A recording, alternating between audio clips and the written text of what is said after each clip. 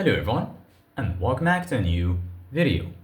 In this video I'm gonna show you guys how you can fix Fallout 4 crash on the PlayStation 5. So if you guys want to learn how to do it, just follow the steps that I'm gonna show you. As you can see guys, I'm right now on the PlayStation 5 and this is how the homepage looks like.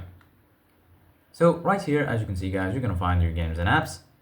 Here in the right, you're gonna find your game library. If you click on it right here, you're gonna find all of your installed games and applications. Here in the left, you're gonna find PlayStation Plus and also PlayStation Store. And right here in the top, you're gonna find all of these sections.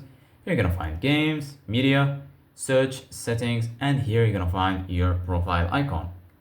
So right now, if you want to fix Fallout 4 crash on the PlayStation 5, one of the most popular reasons why your games will start crashing and maybe sometimes not launching is maybe your storage is full.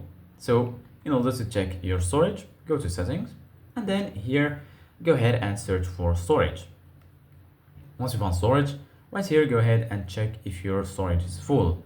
If your storage is full, just go back and then make sure to free up some space by deleting some games. If you want to delete a game that you don't use, for example this one, just go to it and then click on option, and then here you're gonna find check for updates and so on, and here you're gonna find the option to delete the game.